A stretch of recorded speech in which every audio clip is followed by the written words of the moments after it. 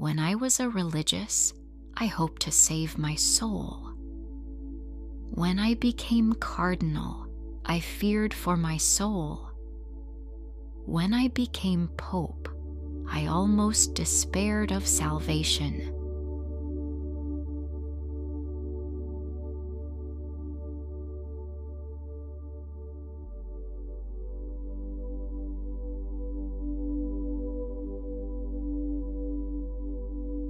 The Mediterranean burned with fear. Across the sea, the mighty Ottoman fleet pressed westward, its sails stretching across the horizon like a gathering storm.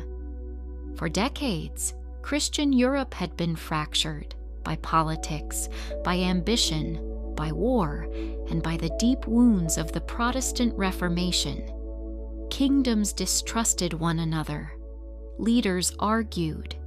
Many believed Europe itself stood on the edge of collapse. And in the midst of that darkness, an elderly Dominican pope walked quietly through the halls of the Vatican. He was not a warrior. He commanded no army. He held no great earthly power. Yet he believed history could still be changed through prayer. His name was Pope Pius V, the Dominican pope the Church now honors as Saint Pius V. And according to tradition, when all seemed lost, he helped unite Europe not first with swords, but with the Rosary. This is the story of the Dominican pope who faced one of the greatest crises of his age and became forever linked to one of the most famous battles in Christian history.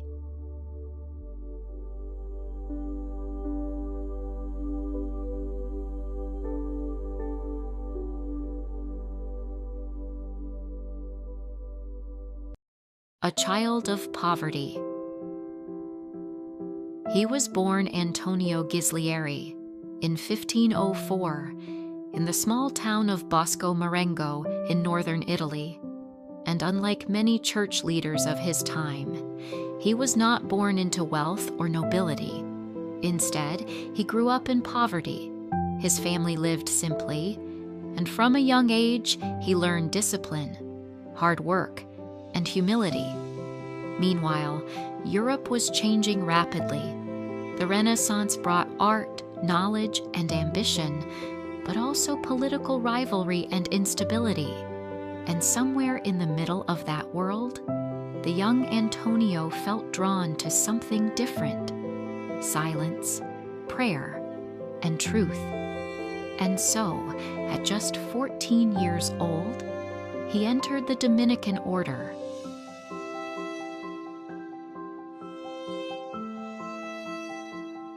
The formation of a Dominican. Life in the order of preachers was not easy. It demanded prayer, study, fasting, and simplicity. While many around him sought comfort, he chose a stricter path. He believed deeply that truth mattered. At the same time, the Church was entering a period of crisis. Calls for reform echoed across Europe. Corruption was being exposed. Unity was beginning to fracture.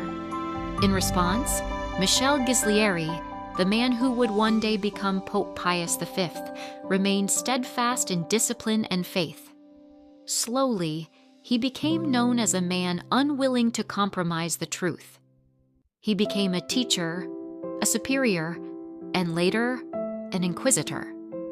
As inquisitor, he gained a reputation for firmness and severity. To some, he appeared intimidating. To others, he was a man unwilling to bend before falsehood. But even those who disagreed with him recognized something essential. He was not driven by wealth, comfort, or political ambition. He truly believed he was defending the faith.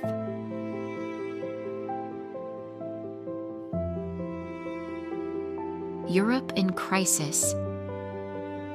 By the mid-1500s, Europe was deeply divided. The Protestant Reformation had split the Church, and religious conflict spread across nations. At the same time, a powerful external threat was rising. The Ottoman Empire expanded across the Mediterranean, bringing fear to coastal kingdoms and trade routes. Many began to believe that Christian Europe itself was in danger. Then, in 1566, everything shifted. Michel Ghislieri, who would take the name Pius V, was elected pope.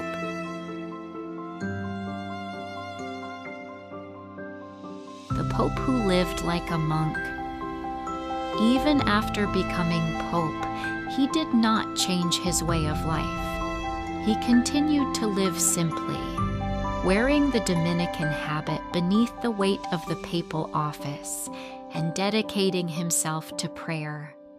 Because for him, reform had to begin with the Church's own heart.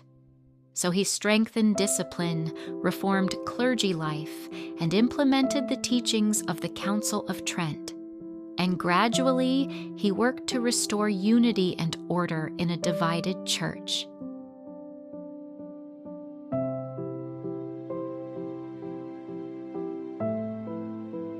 The gathering storm. But beyond Rome, a greater crisis was approaching. In 1570, Ottoman forces invaded Cyprus, and fear spread quickly across Europe. Yet the Christian kingdoms remained divided, unable to act together. So Pope Pius V made a decisive move. He worked to unite them into a single alliance, an alliance that would come to be known as the Holy League. And at the same time, he called all of Europe to prayer, especially the Rosary, because for him, this was not only a political struggle, but a spiritual one.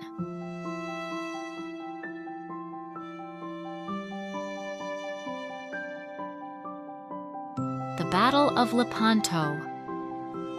Then came October 7th, 1571, one of the largest naval battles in history. At Lepanto, two great fleets collided, cannons roared, ships burned, and the sea itself became a battlefield. Before the fighting began, many Christian sailors prayed the Rosary, entrusting their lives to God.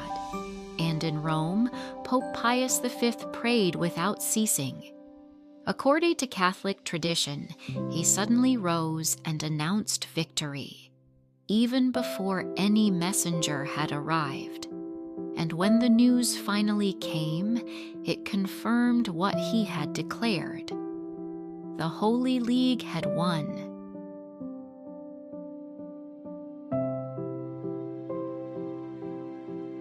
Our Lady of Victory.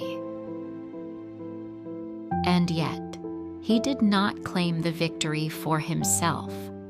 Instead, he attributed it to the intercession of the Blessed Virgin Mary. In thanksgiving, he established the Feast of Our Lady of Victory, a feast that would later become the Feast of Our Lady of the Rosary.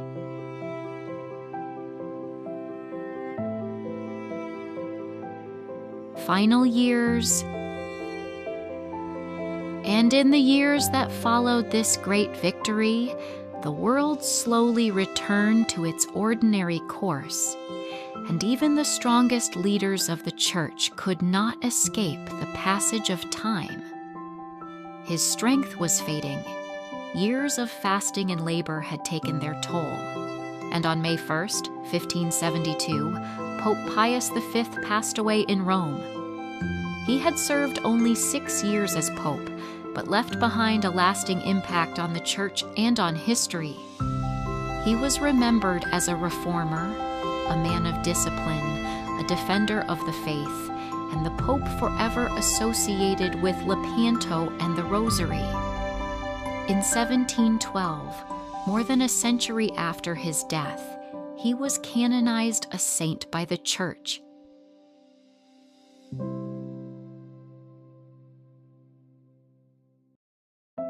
History often remembers kings, generals, and conquerors. But the story of Pope Pius V is different. He was an aging Dominican monk who believed prayer still mattered in a world filled with violence and fear. He believed holiness was stronger than corruption, and that truth was worth defending. He believed that even divided nations could unite when faced with darkness. Centuries later, the memory of Lepanto still echoes through history, and so does the memory of the Pope who knelt in prayer while Europe stood at the edge of uncertainty. Pope Pius V, the Dominican Pope whose faith became part of one of history's greatest turning points.